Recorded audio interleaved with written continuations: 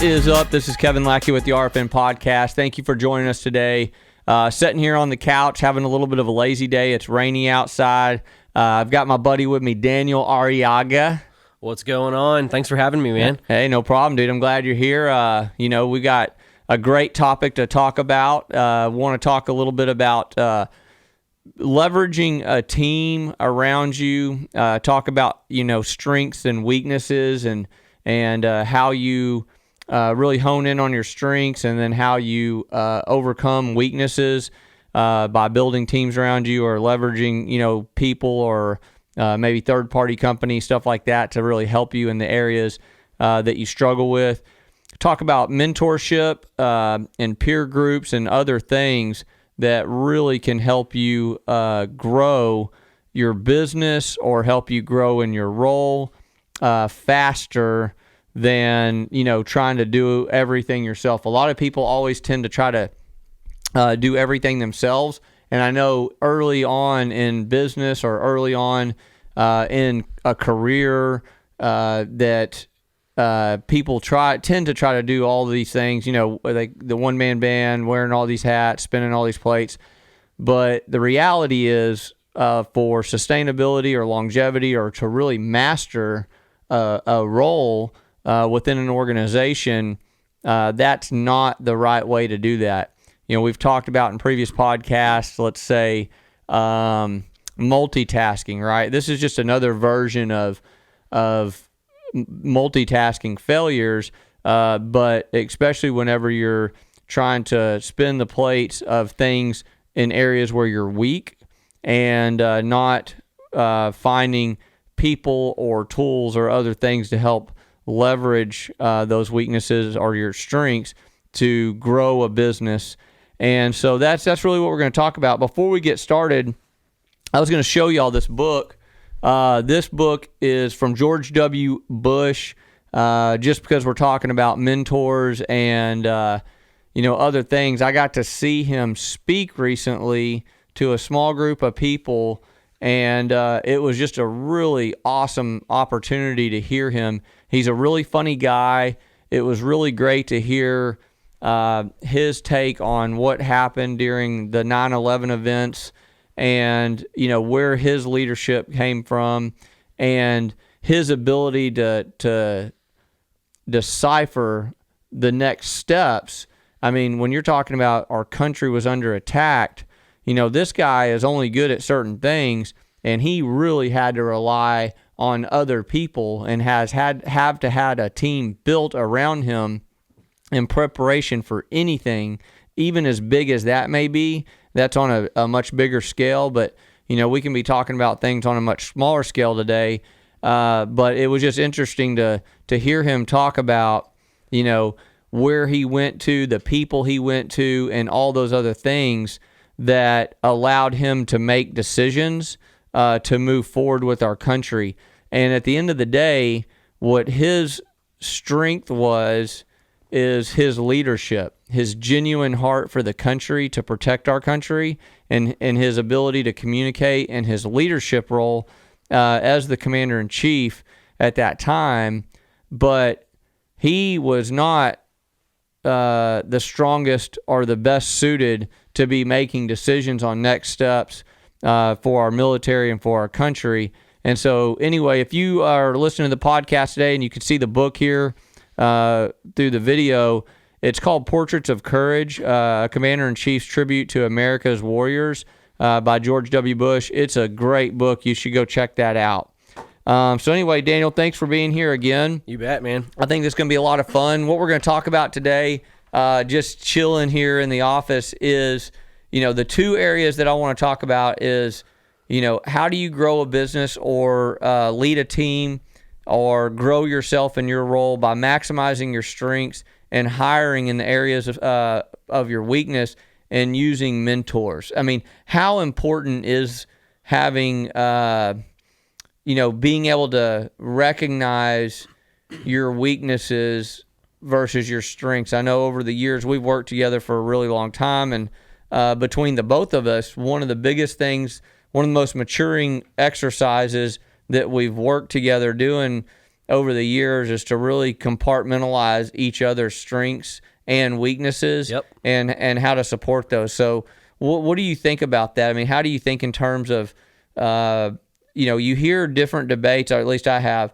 people saying, you need to really go work on your weaknesses, go figure it out, whatever. And then you hear, which I agree more with, people talking about doubling down on your strengths and really focusing on those and using those, leveraging those to get massive movement and hire good people around you, build a team to help you with your weaknesses. Yeah, so I think that, looking at it from a business perspective, one of the first things you have to ask yourself is, what are your goals? Yeah. If your goals are to grow and be scalable and to build something great that has the opportunity or the ability to impact a lot of people, impact communities, change people's lives, then the leveraging of your strengths and weaknesses has to be a whole lot more important to you. If you're an entrepreneur that doesn't have the aspirations to build a big business, there's nothing necessarily wrong with that, but you're going to be able to run the mom and pop style operation, or a one-man show, if you will. Yeah. And not have to be as concerned about surrounding yourself with people who can complement the areas where you're not as strong. Yeah. And you can survive that way. But if your goal is to grow and impact, a community, impact a industry, provide opportunity to much more than just yourself, you have to be hyper aware of what your strengths and weaknesses are. And I think there's a balance there. I think that it's important to leverage those without doubt. Yeah. You have to know the things that you're naturally just better at, you're naturally gifted with. And that's not to say that you can ignore the areas where you're not as strong. Yeah. But you need to be aware of those things, and surrounding yourself with people whose natural drive, their mental energy, if you will, doesn't burn out as quickly in the areas where yours does. Yeah. You need someone to complement the areas where you fall short, maybe. You do, absolutely. A leadership team in a business is like a puzzle. Yeah. No two are the exact same.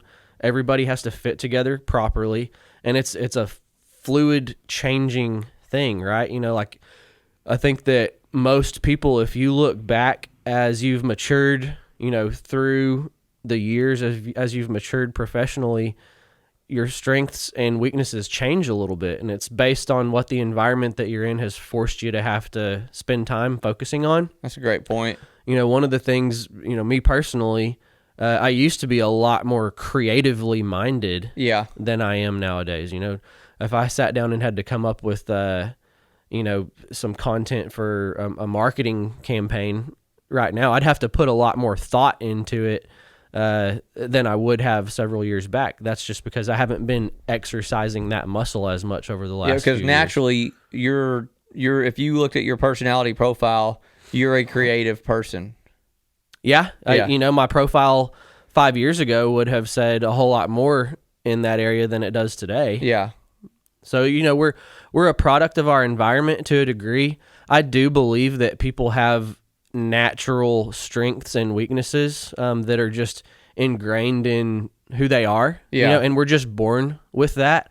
For anybody who's a parent of more than one child out there, you're going to know exactly what I'm talking about. I've got a 4-year-old son and a 2-year-old son, same mother, same father, same household upbringing and everything, and they are just two absolutely, totally different people. Yeah.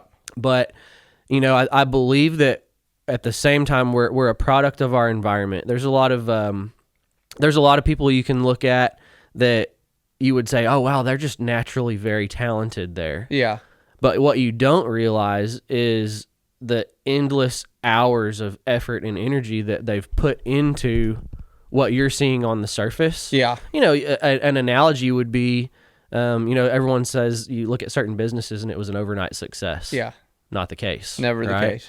So I do think that we all inherently have areas where we are stronger. Yeah. And some of that does come, quote unquote, naturally. But I also believe that we're a product of our environment. And when you surround yourself with people who have a passion for wanting to be good in a particular area that complements the areas where you really want to focus, where your energy comes from. That's the most important balance, is what do you want to be good at? What drives your energy? Where does your mental fuel tank burn slower? Yeah. And surround yourself with people who have interests in other areas that can help you get where you're trying to go.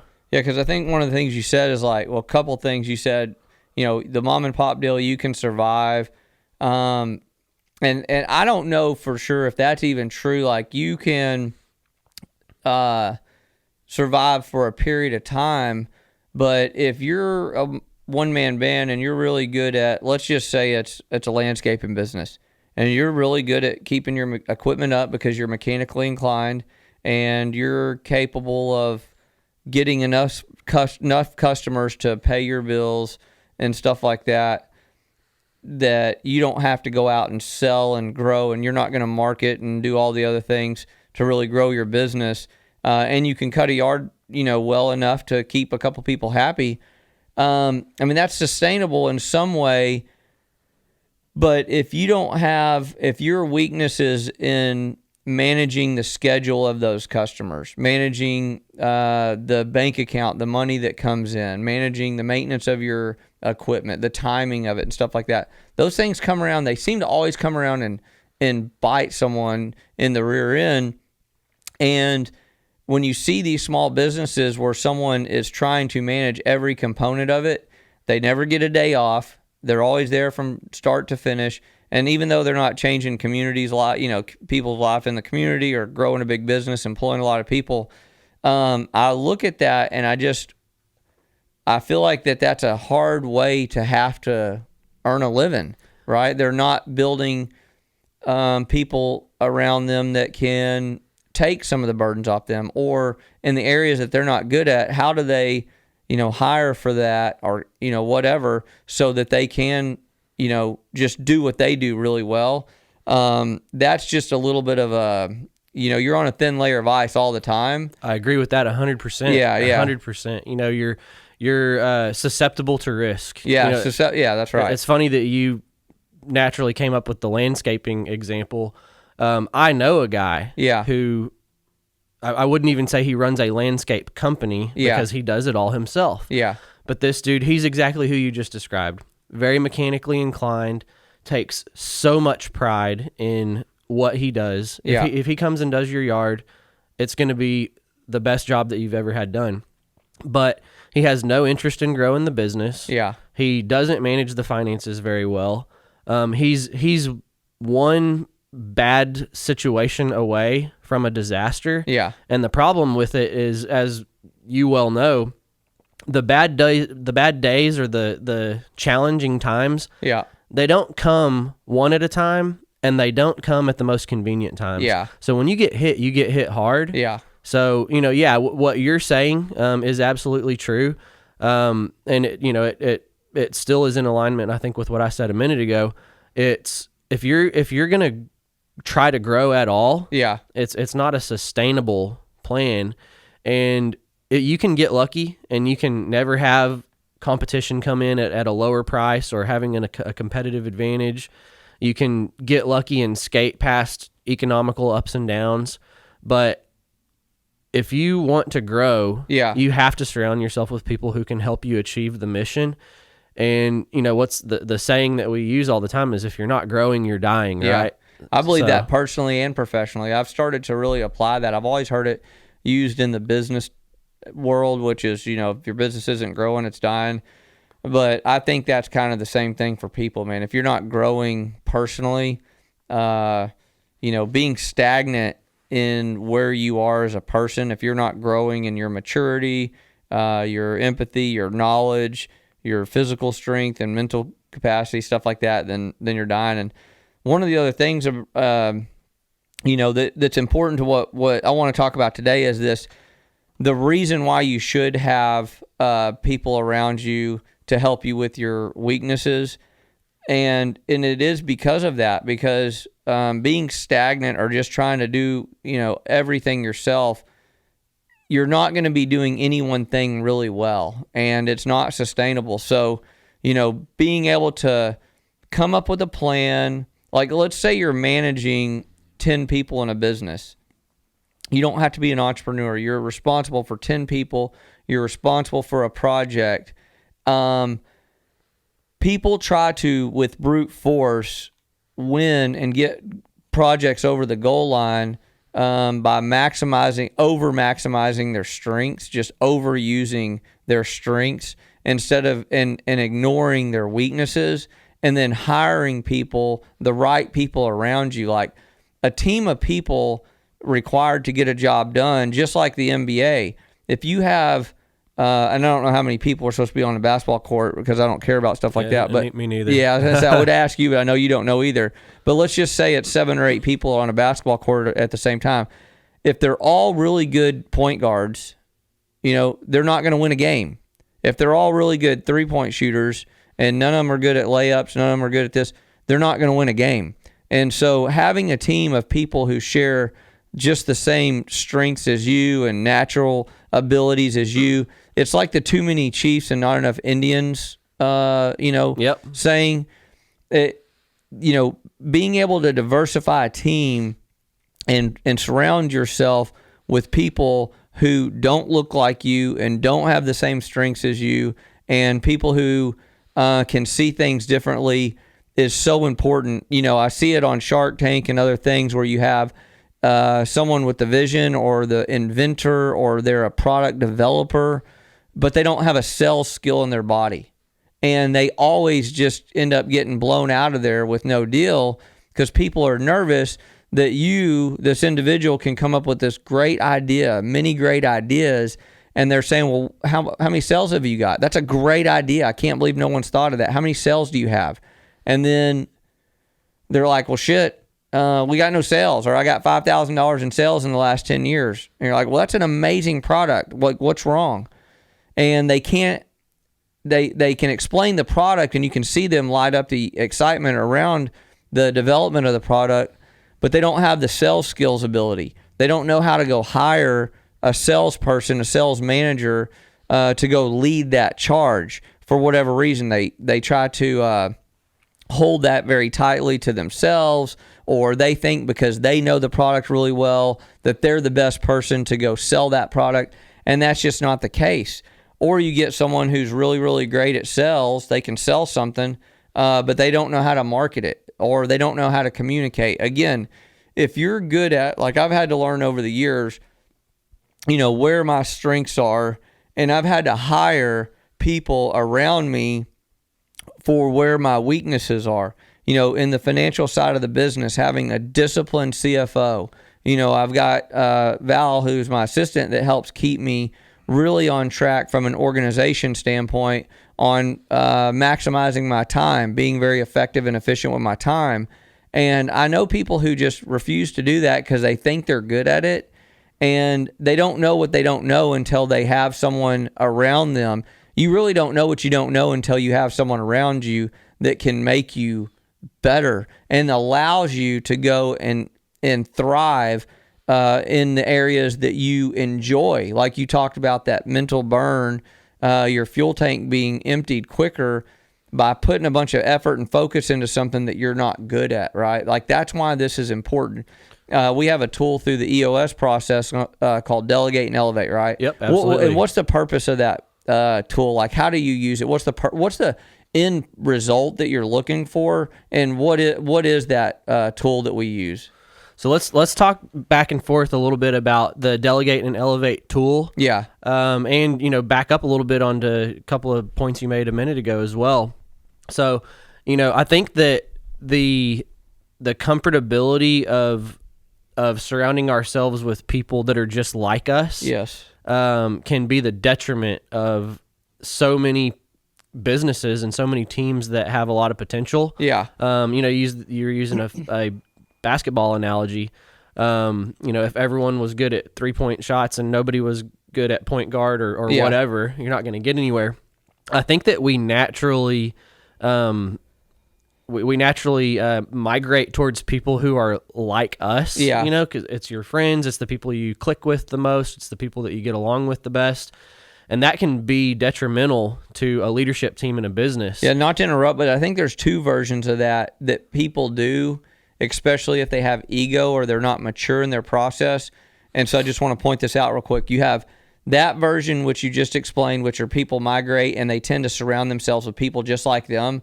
It's like you see a flock of girls walking into a restaurant and they're all wearing the same shoes, the same pants, the same. You're like, damn, man, there's no diversity. There's no new good ideas coming out of those girls. Yep. And I'm not hating on girls because it's the same way with guys.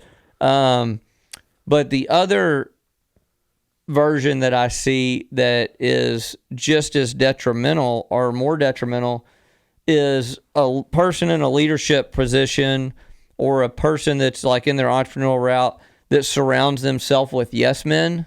Oh, yeah. That all they want is for someone around them to tell them like, oh, they're so smart or agree with everything they say. The genius with 1,000 followers. The genius with 1,000 followers. Yep. Yeah, exactly. So I didn't mean to interrupt, but yeah. I mean, those are two different versions that I see that are most detrimental to someone trying to be really impactful in their role. So the path to navigating through that, right? And I think we should go back and talk about the story of how the leadership team at Freedom Power Sports has developed over the years, because before we even realized it, delegating and elevating is what made that happen. So, delegating and elevating is an exercise of breaking your responsibilities into quadrants. Yeah. Things that you love to do and that you're really good at, things that you like to do and that you're okay at. Yeah. Things that you don't mind doing, but you're not really that great at it. And then things that you hate doing and you suck at it. Yeah. Right. So you gotta break your responsibilities or the tasks that you find filling your day into one of those quadrants, and then start doing everything that you can to delegate down to somebody else the things that you don't enjoy that much, you're not that good at, or the things that you flat out don't like doing and you suck at them. Yeah. And when you do that with the intent of finding somebody who naturally complements you, there are people out there who the things that are in the bottom two boxes for you Would be are in the top quadrant, two boxes for them. They love doing it and they're really good at it. Yeah. By design, you're naturally going to find people whose strengths and energy and drive is different than yours. They're going to look different than you. They're going to talk and walk different than you. Yeah. And that's where a diversified, highly effective team can come from. And at this point, it doesn't matter if you're talking about a sports team. It doesn't matter if you're talking about a leadership team, a business team. I believe that those principles apply across the board. Yeah. And so, why don't you reflect back a little bit for everyone on how not even realizing, we hadn't read the book, we hadn't been shown the Delegate and Elevate tool, but through a series of events and times in the growth of the business, all of a sudden, we had an HR person, we had a marketing person, we had a CFO, and now we've got this highly diverse and highly effective leadership team that's running and growing an awesome business. Well, I'll tell you a funny story that will stick with me forever. And this was when we were at store 5 and 6. We had just grown to store 5 and 6. We had gone from 0 stores and $0 of revenue to approaching 5 and 6 stores and about $50 million of revenue. And one of our investment partners, I told them that I had a person that I wanted to bring into town that I had met several years before at a training. And me and this person befriended each other. And, it's funny, in the power sports business, which we are, it's a very stereotypical business. I mean, the people running it, the men, the women, or well, really it's majority men. The profile of a power sports dealership operator, the sales manager, we just kind of look the same and act the same, and we're all into the same things. I mean, that's probably a little bit of a blanket statement, but not really, right? Like when you go to a dealer show, there's not a lot of diversity. Yeah, they fit into a box. And so anyway, I had met this person at this training, and she absolutely did not fit into this box, right? First thing, it was a woman. She was a Hispanic lady. She was from a controller background, accounting background, but I got to get to know her over time and know her story. And I mean, she was so far outside of the stereotypical box of what one of our general managers would be. But I had grown a fondness for her and an appreciation for her experience and her drive and all these things. And so when we were looking to hire for these new stores that we had acquired, I asked her to come into town from California to visit. I said, hey, I'd love for you to come and be a part of the team here. And to do that, you should come and visit the area that we're in. You should come and see the dealerships we're talking about. And we should talk about the opportunity. And I decided I wanted to take her by the Trinity offices to meet our financial partners. Yep. Because it was important for me that she see that if she's uprooting her entire family to come here, that she knows that we had a lot of stability in that area and all those things. And I just thought it would be great for her to do. And so I took her over and introduced her and all this other stuff. And then when we were leaving, one of the partners over there, he came up to me and he said, hey, I just want to tell you how proud I am of you. And I was like, well, thank you. I mean, what, for what? And he just said, she is just not the stereotypical general manager. I was expecting you to walk in the door with another Kevin Lackey or another Daniel Arriaga, who we get accused of being brothers and twins everywhere we go, or a Sean or a Chase or a James or a whoever, right? It's like,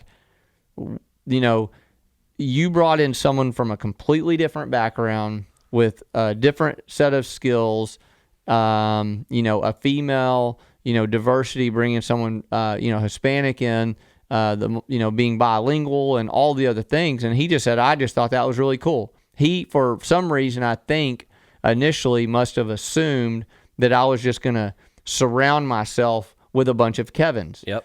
And so I was like, wow, and I've never done that intentionally. I never have ever intentionally just set out to say, I only want this around me.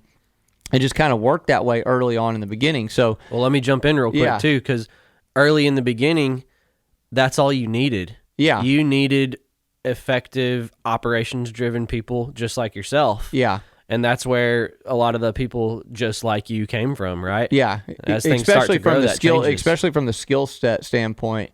And I think that his version of knowing that I was looking at and had an appreciation for, not afraid to bring in a female, a woman who is really strong in their role, like not being scared to do those things, to step outside of the box, and knowing that I'm going to bring someone in that has more experience than me in certain areas, and that was like, I was not in any way, shape, or form what do you call it? Like insecure, intimidated. Yeah. And we've gone through this over the years, right? Like we've been asked, like, man, y'all need this and this and this, and like it can be intimidating. I think that's another reason why people don't surround themselves with great people, is because they're intimidated that they may lose their role. And I wrote in my notes here, you should be hiring a bunch of people that make you look really good. Like that really is the goal. Yep. It doesn't take away from your ability to bring value to the business, or that you get to just sit back on a beach and have all these great people working hard for you. But at there's some version of that story in there, right? That you're trying to achieve. Yep. So brought this person in, and anyway, when he made that comment to me, I was kind of thinking like, never have I intentionally not brought in people around me that were smarter than me because I was intimidated. Never done that. I have never not brought in someone that might be of a different race or a different sex or from a different background or anything like that because I am insecure or because I I want to keep this box tight. But it just happened that our company was growing so fast to the point that I had to start looking outside of our immediate circle of people that, really had been the core of growing the organization, and start looking out into people with experience in these certain areas and have a lot more experience than me. It couldn't be me teaching them the way we market in power sports, or this is how we do accounting in power sports, or this is how. I really had to peel back and be open to bringing in someone from outside. And to just shorten it up a little bit, I'll jump straight to our CFO, Tom. Yep. That was like one of the biggest pushes from everyone around me saying, dude, you need a CFO. You need someone that is a financial expert. And you're not going to find this person that is already in a power sports dealership that has the skill sets and the experience that you need, because there's just not many dealership groups out there our size. And I kept being like resistant to that. I thought, no, they have to know the management system that we use. They have to have an understanding of our process and our inventory. And Lightspeed does everything backwards. It's such a pain in the ass. Debits are credits and credits are debits, and it's just a archaic system. And so there was all these reasons as to why I didn't think they would come in, I would want to bring in someone that didn't have this experience. And then I was also so blind to the fact that person, that type of person with that skill set, without any experience in the power sports business, was not going to come in and fit culturally with us. Yep. Like they were going to come in. We talked about that a lot. We talked about it over and over and over. Yeah. I'm like, dude, we're just normal dudes. We like to ride motorcycles. We say stupid things, and we really have a passion for this business. So someone else can't come in here and do that. Well, the bottom line is that was completely wrong, right? Absolutely. We're here now 3+ years later. And when Tom, our CFO, started, he knew zero about power sports. He'd never heard of our dealer management system. He didn't know how debits and credits worked. He didn't know these. But what he did understand really well was financial accounting, best practices, GAAP accounting. He came in and started looking at what we did and said, hey, I know what y'all do it this way, but what if we looked at it this way? And as we were open to change and just kind of knowing that this was a weakness of ours, of the core group in general, empowered him and gave him the leeway to come in and help, bring his expertise and experience and knowledge. And not only was he able to come in here and do that and has made things dramatically better. The way we close, our month-end closes, the reporting, the financial reporting, all of our external partners that, require communication. We would have really, really had a hard time up to this point.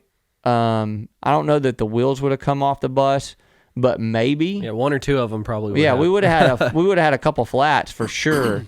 And we would have been struggling and running, and those energy tanks would have been completely emptied, and we would have been focusing on the entirely wrong things, trying to make that, just to hobble along if we didn't have him in that role. And then, most importantly, on top of that, we were completely wrong about his ability to come in here and integrate with our culture and start to have a passion for power sports and what he's doing. And now I've been able to completely let go of that side of the business that I held on to tightly forever, even though it wasn't my it wasn't my expertise. I was capable in some ways, not as capable as I needed, but I held it so tightly. And today I've like 99% let go. Yeah. We don't have to make the board packages anymore. Yeah, we don't make board packages. I wasn't good at it. And yeah, you the same thing, right? You and I both were bogged down for 4 years in things that we're not great at, things that mentally didn't stem our, or the excitement and the passion and fuel like our desire to go do these things. And I think we both were burnt out for a long time. Absolutely. Not burnt out in like, ready to give up or not enjoying it, Yeah. but burning energy on things that, took 10 times as much effort for me to try to build spreadsheets and put together slides for a board deck. Yeah. It took me 10 times as much energy and 10 times as much literal time as it does somebody who is good at that because they enjoy it and they've practiced it a ton, right? Yeah, and it took away from where your strengths are, from leadership, management, operational excellence, being in the dealerships, connecting with people. Like it took away from that because you were over here doing these other things. Absolutely. So that's the best examples I can give, or just like a couple examples as to, and that's just that. Those are just like little tiny blurbs in our journey within Freedom around the different people that we've hired over time to really make us better, to put in place of our weaknesses, right? Yeah, that's 1/6 of the story. That's 1/6 of the story. So what do you think, how does a person, so this is an interesting question, in my opinion. Maybe it's just because I'm interesting. I don't know, but I think the most interesting man in the world. I think I'm super interesting. But the question is, or the statement that I made on my notes, which is, how does a person get past their ego and get past this place where they're just like, they accept that they're not good at something? Like, there's a lot of people that I've met in my lifetime that they really want to be good at this. They really want to be good at something. And damn it, they're just not. Like, I don't care how many books they read, how many times they practice in the mirror, how many classes they go to. And I'm not saying all that's bad, to try to improve areas that are important to you, because I don't want to shoot someone down that really has a dream or desire to do something. But sometimes you have to determine, in most circumstances, there comes a point when you have to make that determination and live with it and own it and be okay with it. And then, hire those people around you like we talked about and focus on your strengths. It's different than someone who is bound and determined to be funny, and they're going to be a comedian or an actor, and they're shy, they don't communicate well, they don't have a dramatic bone in their body, or they don't have anything around being a comedian, the sentencing and the creativity, but they just will work their ass off for 25 years. And the 0.00001 percent who do that may end up becoming the next big movie star or the next most famous comedian.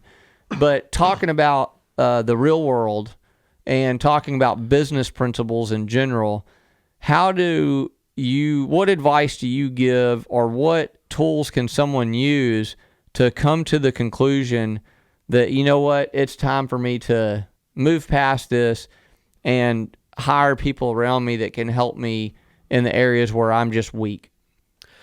I think the easiest way to answer that question single-pointedly is you got to check your ego. Mm-hmm. And you have to understand the way that the word ego is being used. It's not being used in the sense that you're cocky or arrogant or anything like that. You know, ego is just your pride, right? And there's a concept called rugged individualism. Okay. That they talk about in several different books. I think Jim Collins talks about it a whole lot. But they say that men actually struggle with this a lot more than women. And as we mature, into our 20s and we become functioning adults, aging into our 30s and then into our 40s, it just takes guys a whole lot longer to let go of that masculinity. I can do everything. I don't need help with anything.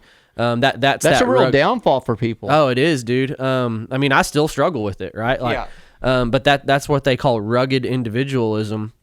And the sooner that you can wrap your head around that, it's not a negative thing for you to need help with something, to leverage a network, to understand. And this is where mentors come into the picture, right?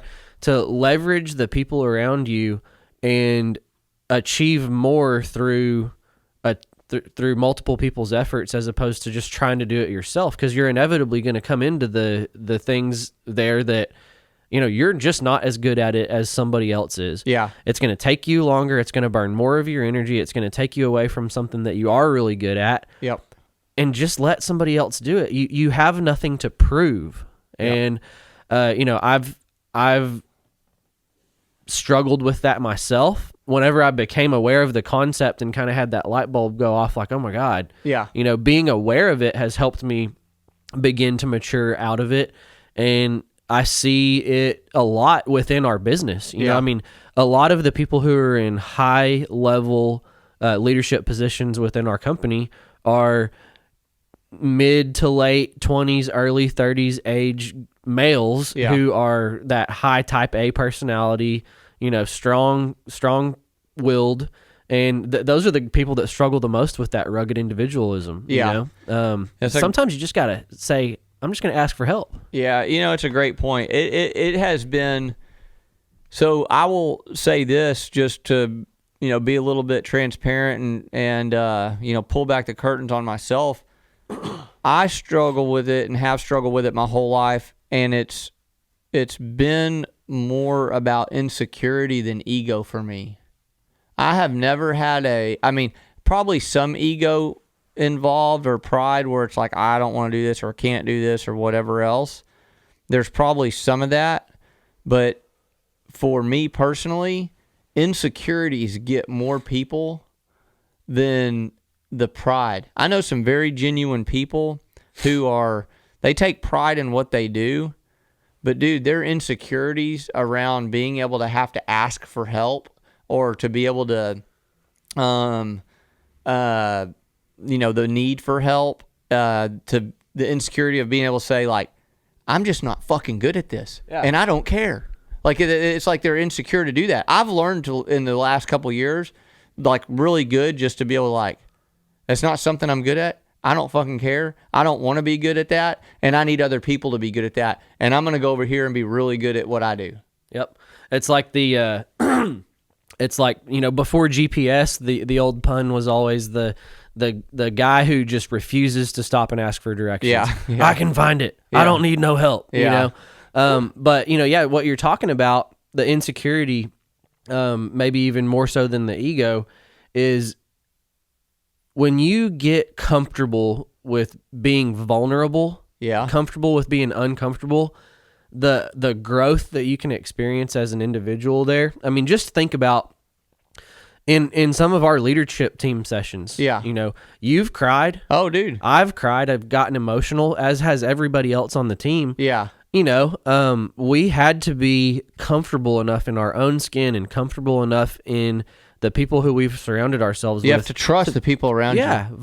You know, you're vulnerable at that point, but that's where the growth comes from. It absolutely is, man. That is actually really powerful. I'm so glad that you're here talking, and for the conversation to get into where we're at. You know, I don't know if we're gonna have like a kumbaya or something. You know, or we can. Yeah, no masculinity. I'm comfortable, dude. I mean, I know. Yeah, like. But it really is important, man. Like, when you talk about these things, a lot of the times people don't build a team around their weaknesses because they can't afford to. They're in the early stages, or because they're ego, or because they're insecure, or they can't let go. They're controlling. And, dude, those are all bad reasons. You know, the only one that's respectable in any way, shape, or form is when you're starting out and you just can't afford to do that. But you got to figure out how to. You better figure out how to leverage relationships with people that can help you, that maybe don't cost you money. There's always a free way. There's always a free way. Always. Yeah, whether it's the internet, whether it's a friend, whether it's a relationship, all you have to do is start asking, right? Yep. So you have to ask, dude, I don't know how to do this. I need help. Do you know anybody who can help me put together this? Do you know anybody who can help me? And maybe you don't not get to do any of the work, but if you only have to do 50% of the work or 75% of the work or 25% of the work until you can get to a point that you can hire other people to do the things that you're not good at, then that's what you need to go do. Yeah, I mean, in the early stages, you might still do 100% of the work, but you found out a way to do it quicker and easier. Yeah. You know? Man. So why don't we talk a little bit? I think this is a great time to talk about mentors, you know, because that's the beginning stages of learning how to grow and expand beyond who you are at that point in time. That's where mentors come into place. And, you know, I've had a couple of conversations here recently with individuals who they're struggling with finding that mentor or that peer group, you know, and in my opinion, it's not a unicorn, dude. People overthink it. Yeah. You know? Yeah. They think that they come out with like a light and music. Quietly, music and you are going to be better. I'm going to mentor you. It's not that. It's not that. Hey, before we go into mentorship though, real quick, I had a point that I wanted to just bring up that I think is really important.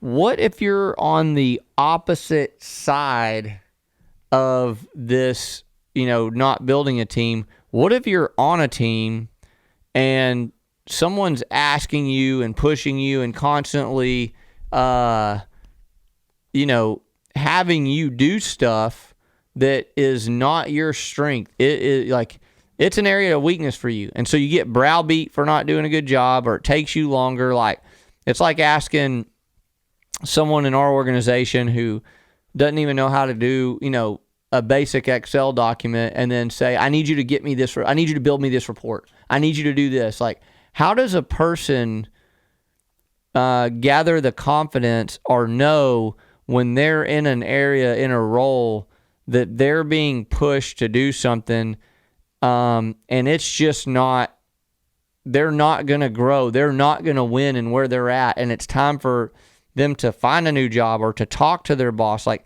you know what I mean? Absolutely. You know, so that's a great question. Yeah.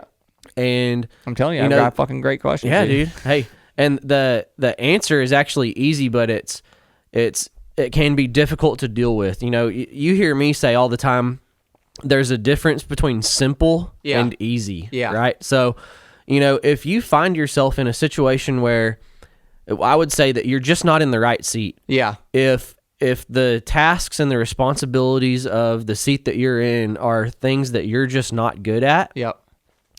Burn you out. Yeah. You know, you're not going to achieve what you're capable of. And a lot of people, you know, they'll struggle with that because it may mean that you need to find a new job. Yeah. It may mean that you can't stay where you are. But you got to think about it like this too. The longer you stay there, the less happy you're going to be. The more delay you're putting into, you know, getting into something that you can thrive and enjoy. Yep. So I would say that if you are somebody who is in that position right now, one, you should see if you've got your blinders on and you're just not utilizing or leveraging the people around you to do it. There's so many people that are in management positions that they put all the rocks in their backpack. Yeah. And you're like, dude, just delegate that shit to somebody else. Yep. Like, it's your job to get it done. Yeah. You don't have to do it yourself. Yeah, delegate it. Yeah, so I would say first just ask yourself that. Do you have the blinders on? Do you think you're supposed to be the one who physically does it, but it really doesn't matter? You just need to get it across the goal line. Yeah. You know, maybe you're not in a management position. Maybe it's a little bit more of a production level type position, and what you're being asked to do, you have to do. Yeah. If that's something that's not good for you, then it's not good for the team. Yeah. And I would say you have to check your ego again. You have to go to your direct report or your supervisor and just explain, hey man, I'm not doing this team a good service by doing this. I'm not good at it. Yeah. I'm happy to continue to do it, but I need training and I need support. I do feel like I have great strengths in this area, and this area. Yeah. You know, I want you to be successful as my leader. Is there a place where I can better serve you? So my last point before we go into mentorship and why it's important is that I would say statistically, and I have no proof of this, so it's just literally coming out of the air, but it's my gut feeling, and it is that probably 75% of people put in a management position or a leadership role or an entrepreneur who has, built a business out of grit and hard work and all those other things, have the skill set and the training necessary to make sure that you're the right person in the right seat and that you have the skill sets to thrive in the role that you're doing. And if you're listening to this and you're in a position or in a role that you're not happy in, that you don't feel like you're bringing value, that your boss or your manager keep telling you, you need to sell more shit, you need to sell more units, you need to do this, and you don't have a sales bone in your body and it doesn't fire you up to close a deal, you need to, on your own, make a choice. Because if you're waiting for the 25% of managers or leaders, which I think that probably is still too high, to be honest, out there to really sit down with you and do the tools with you and really talk to you and spend the time with you to make sure that you're in the right seat, that you're in the right role, that that your passion is towards what it is you're doing, they're not coming. Nope. They're not coming. They're going to wear you out until you burn out and leave, and you're not going to have done them a good job, and you're not going to have done yourself a good job, and you're going to have had a negative experience. You're going to think they're a shitty boss. That was a shitty job. I don't like this. I hate this type of work, or whatever. That kind of experience is going to be negative for everybody. So I would just tell you, you need to have good communication with your leadership or your management or whoever you report to. If you feel like that you might not, if you're never going to win, you're just like, man, I can't win in this role. Yeah, if you don't receive it up front, you're not going to get it most likely. The training and the tools to succeed. So 2 points I'd like to make before we transition.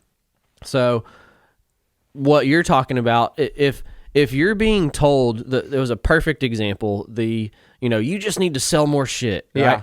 If you're not being told how to sell more and why the things that you're being asked to do are important, yeah, that's a red flag that you do not have a good leader, you do not have a good manager, and that's probably something you're just going to have to deal with. You're going to have to find the answers on your own. But what if a person does give them all the tools and gives them all the, tells them why they need to sell more and gives them the training, and then they just don't?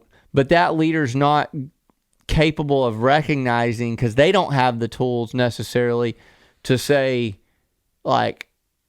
dude, little Johnny, I really wish you could sell this many units. I wish you could do this. I wish you could make this amount of money. But, to be honest, it's not natural. You can work really, really, really hard to overcome this, but you're burnt out at the end of the day, or you don't get excited about closing deals, or you're not driven by these fundamental things that the ideal or the majority of people in this role, right? I can never be an engineer. I can never sit there and do that all day. An engineer probably don't want to get in front of people and talk and communicate and try to sell them something and close them down and all this other stuff. There's personality traits, and that my point around that is even if you're getting all those things, you have the perfect manager from a coaching and all that stuff, but they don't know when to tell you, dude, this probably isn't the right place for you. Yeah. People should be thinking about that on their own. That doesn't mean give up. I don't want people to give up prematurely. I even wrote here in a note, don't confuse weakness or weaknesses with inexperience. Give yourself and others the tools and training to be successful, but you must know when someone simply does not have the skill sets required for the job.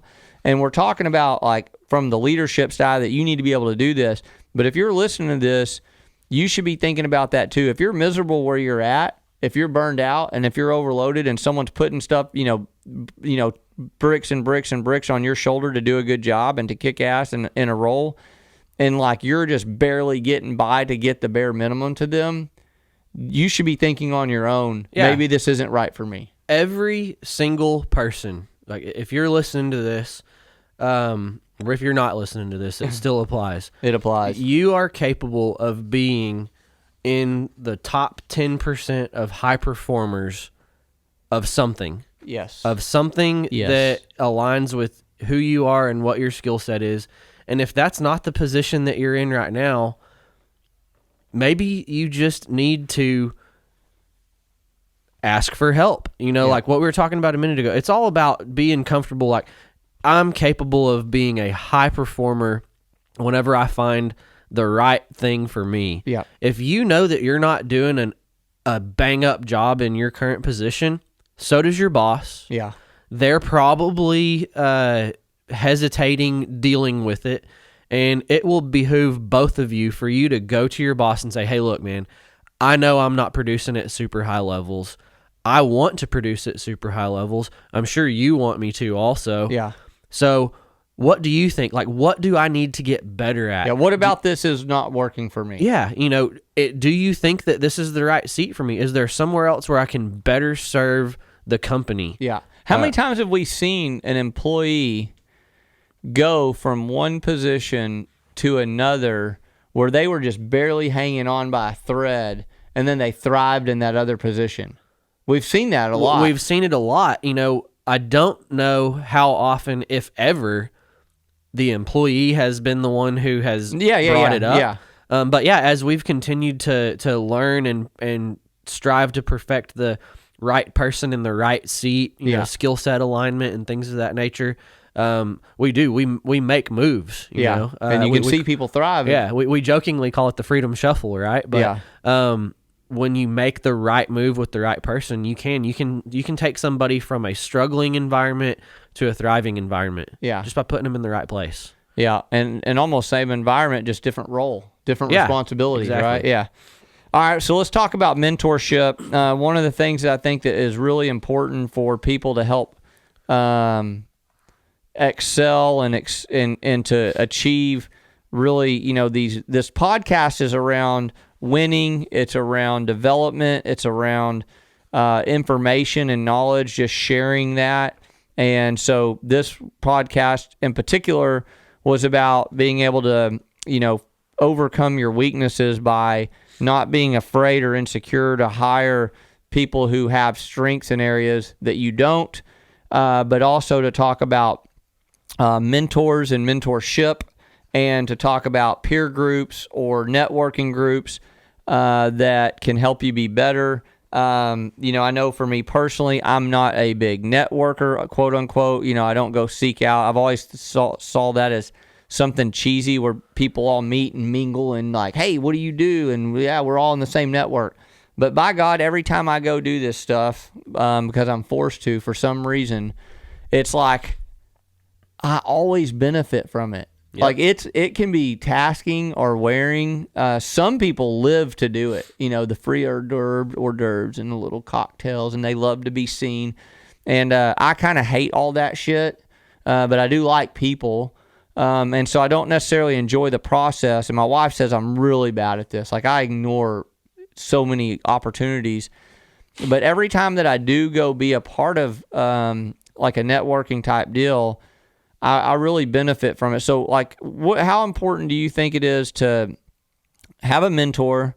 What does a mentor look like? What are the different versions of mentorship in today's world?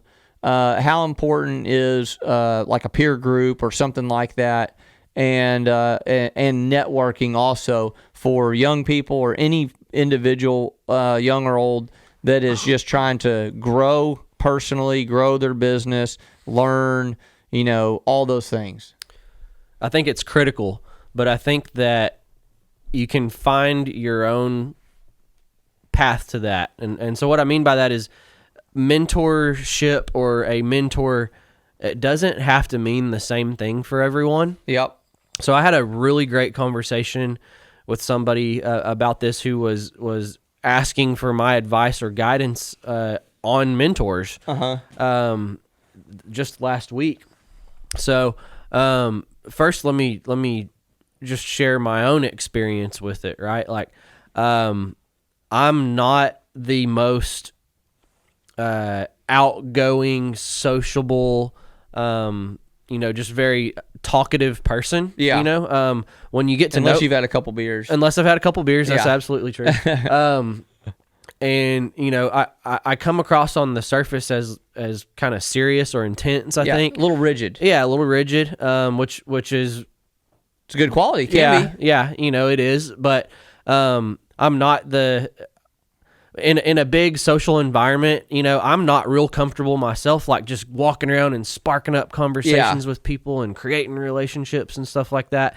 I warm up a little bit slower, know, but that's just who I am, and that can inhibit your ability to make those relationships or make those connections as quickly. So but I have found what works for me, and I do have deeper relationships probably with fewer people. Yeah. And I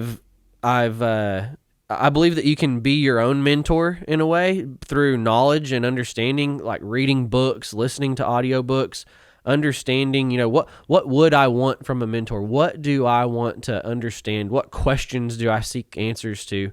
And just equipping yourself with knowledge. Yeah.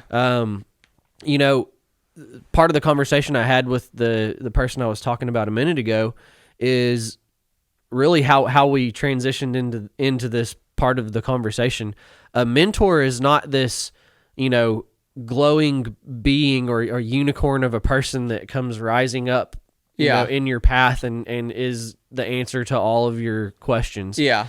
It's little pieces of knowledge and guidance that you can get from everyone around you. Yeah. In a degree, it's seeking out how you can get better in a particular area where you want to get better, and finding somebody who has a strength in that area and tapping into that. One of the things we talked about a moment ago was that the whole rugged individualism concept. You have to mature out of that before you can really leverage and develop relationships with mentors. One of the things that I stumbled upon in my conversation with this person I was talking about is one of the best areas I believe you can find a mentor that can help you grow in where you're at is perfecting where you're at. Yeah. So what I mean by that is, we think of mentors as you have to surround yourself by people who are at the next level. You have to surround yourself by people who are where you aspire to be. And that's absolutely true. Yeah. Because you can learn a lot of the way that people think, the way that people act, the values that successful people place in different areas of their life. Yeah. You can learn a whole lot from being exposed to those types of things. But a lot of times what gets you there is not focusing on, some far off goal that you haven't achieved yet, but focusing on where you are right now. So just think about, if you say, before I focus on something that I don't have yet, let me focus on what I do have. Here's my current role. Yeah. Where am I not achieving near perfection in my current role? Where am I performing at a 7 out of 10 and I should be at Where's the mentorship a 9 on or that? better out of 10? Yeah, because then what you got to do is you got to go seek out somebody who can help you perfect a skill that a responsibility that you have already got. Yeah. You go find somebody who can help you, improve on your sales pitch. Find somebody who can help you tighten up the efficiency of a particular measure in the department that you're responsible for. And inevitably, you're going to find somebody who has more experience, a stronger skill set in that particular area, and probably in other areas that will complement you. And bam, that's a mentor. Yeah. It's a mentor to a certain part of your life. Yeah. But that's where the networking comes from, right? You have to have probably multiple sources. Some of it may be books. Some of it may be actual people. Some of it may be a peer group, where you get fuel or insight or aspiration, knowledge for areas of your life that you're interested in growing. Yeah. So I'll read what this is. This is the definition of a mentor that I found. So it'd be a little bit different than what you said, which I think everything you said is true. But I do believe that it is important for people, depending on the cycle in which they're in their life, what phase they're in life. Like, I don't think every 20-year-old needs a mentor. You just need to learn to stop pissing on the seat of the toilet.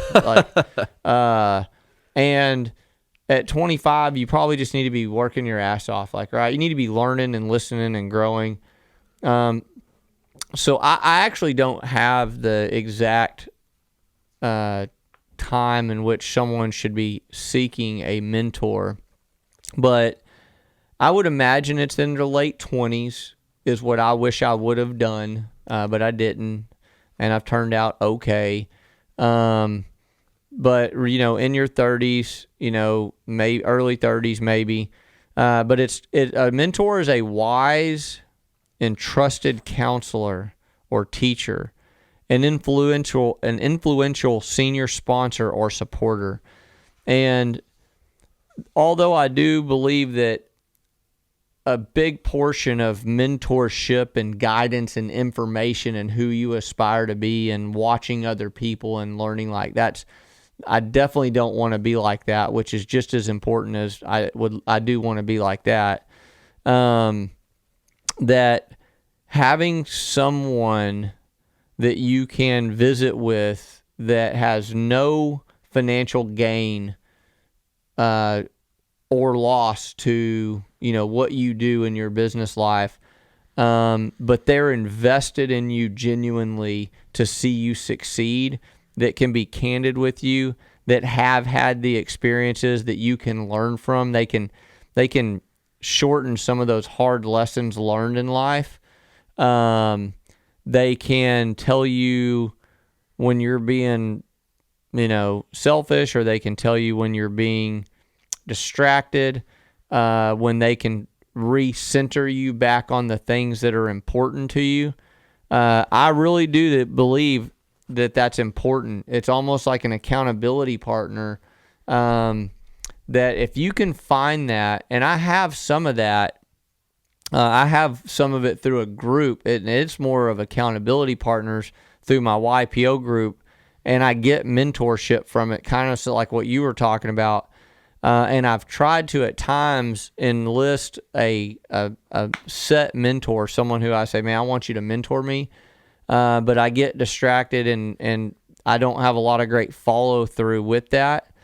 But I know the value that having a person, an individual that is your senior, that is a genuine person that wants to give you the guidance and give you the, help remind you of where you set your boundaries and what's important to you.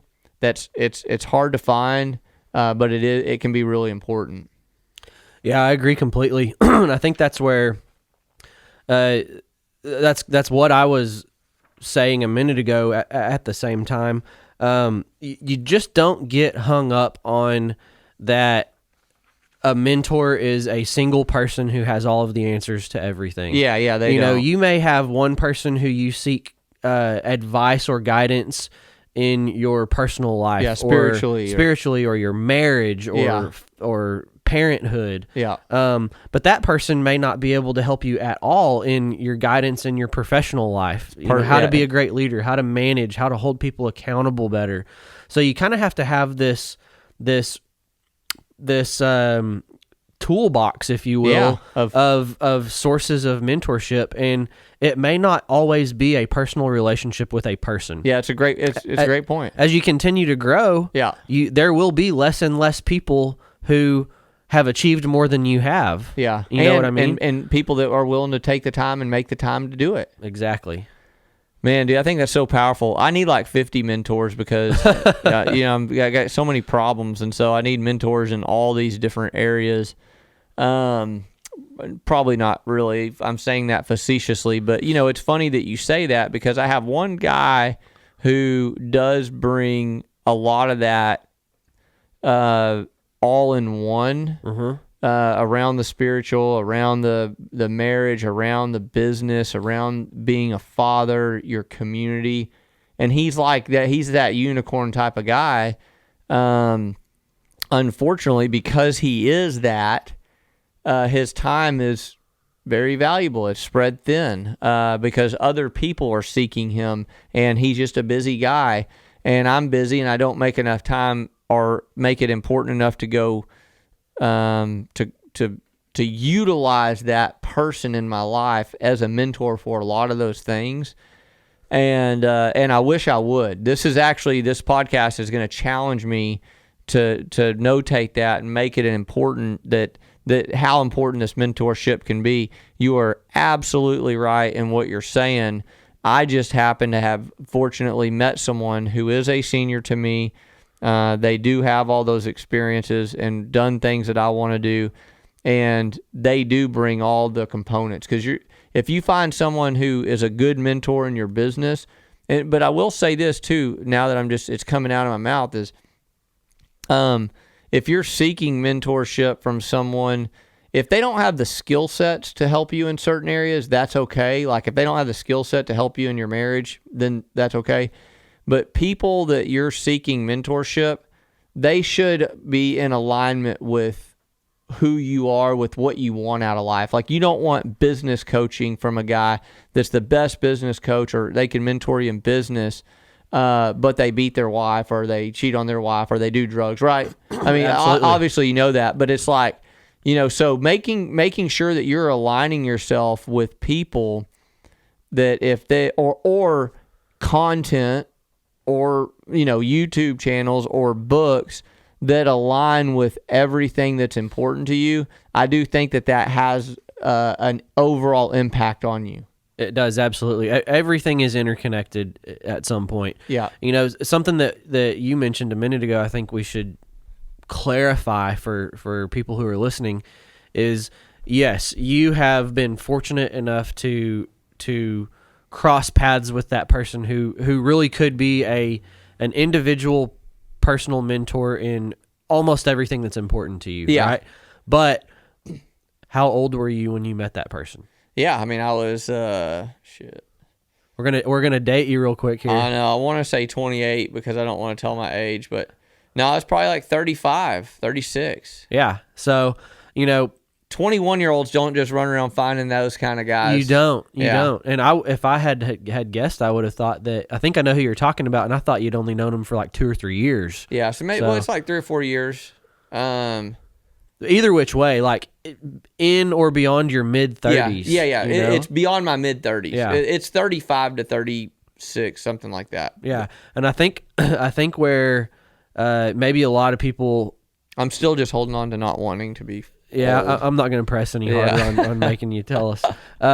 But I think that where a lot of us lose our way is that you get to that age, right? You get to your 30s and you get to your mid 30s, and you're like, man, like I'm past my ability of being able to seek out mentors. Yeah, that's ridiculous. Just not the case, dude, man. People at 50 need mentors. Yeah, people at 60 need mentors of the next stages in life and what you do.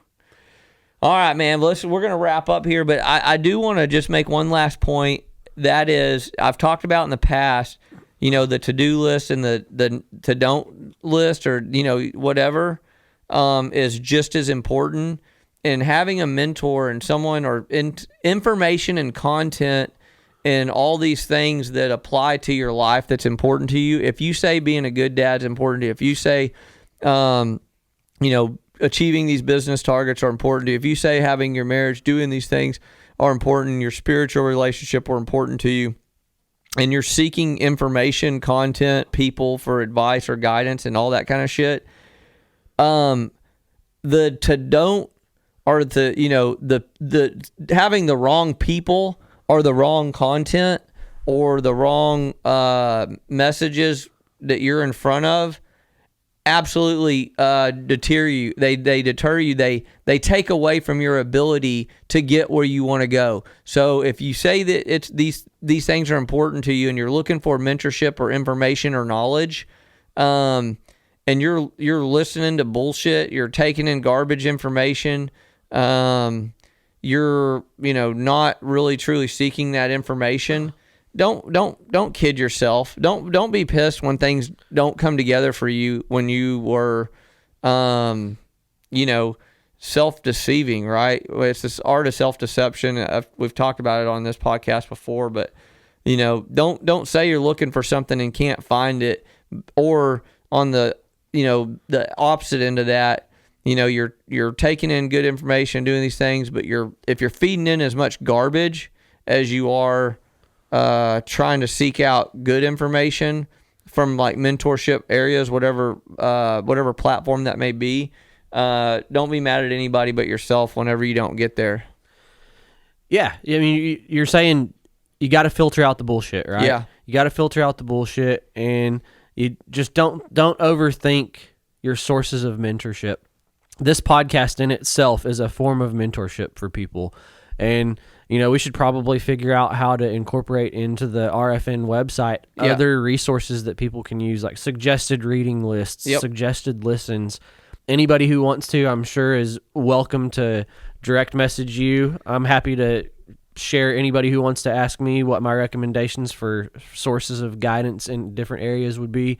But you have to filter out the bullshit. That's what you're talking about. So this podcast is exactly what this is for, and I really appreciate you saying that, Daniel. It's funny because I got a website. I think I know that we do, right, Dennis? We got a Kevin Lackey website. I haven't even gone on there. I'm not utilizing it. It's like a lot of things that start in its infancy and it will build over time. I'm just trying to get this podcast platform really dialed. And why are we using it? This is a form of mentorship. This is information for people who want it. Yep. If you don't want it, if you don't like it, then tune the fuck out. That's okay. Because I'm not getting paid to do this, and I'm not trying to become famous from doing this. This is something that I just truly enjoy. And so, Daniel, what is your Instagram? Like, if someone wanted to direct message you as well, say, dude, you have been working side by side with me for 18 years or something like that. Yep. You're in your early 30s. 34. 34. So it's truly early 30s. He don't have to lie about it. And he's overseeing, a lot of people, a lot of processes, a lot of responsibility related to a big business. He's one of the most sincere and hardworking people I've ever met. And I know he struggles in his own areas, and he is growing and maturing at a very fast rate because the environment that he's in, because the desire to be the very best that he can be, and he's got a lot to give. So if you do want to reach out to Daniel and ask any questions, where can they do that? Okay, so it's M Daniel A 85. So my name is Mark Daniel Arriaga. Yep. So M as in Mark, Daniel, A as in Arriaga. Yep. 85. Okay. So that's the Instagram. Yeah. Facebook, I guess, is Daniel Arriaga. Yeah. Neither one of us are on those things, so he might not answer you for a month. So don't be offended. It's just because we're busy doing other things, right? That's it. And so. All right, we're going to wrap this up. I want to first thank you again for tuning in. Daniel, thank you so much for joining me. This podcast and this topic went 100 times better as a result of you being here and talking through it with me than if I was just going to just kind of, throw out there my thoughts around these subjects. Thank you. Yeah, no, I super appreciate it. And then the other thing is I want you to please hit the subscribe button on whatever device, whatever platform you're listening to this. Please leave a comment and please tell a friend. If you enjoy this, please tell someone and have them go look, go search the RFN podcast by Kevin Lackey, have them download the episodes, have them subscribe to the channel and just listen. And then hopefully they will be able to tell a friend. That's the way this thing grows. That's how people get to the podcast and get the information. That's going to motivate me to be able to do more of these.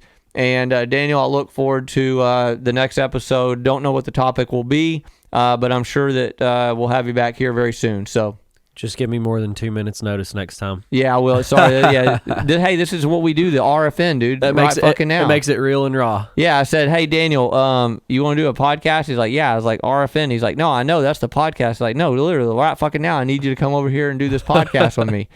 All right. Well, everybody have a great week. Have a great weekend. Go get things done. Go get shit done. Do it RFN. And thank you so much for listening.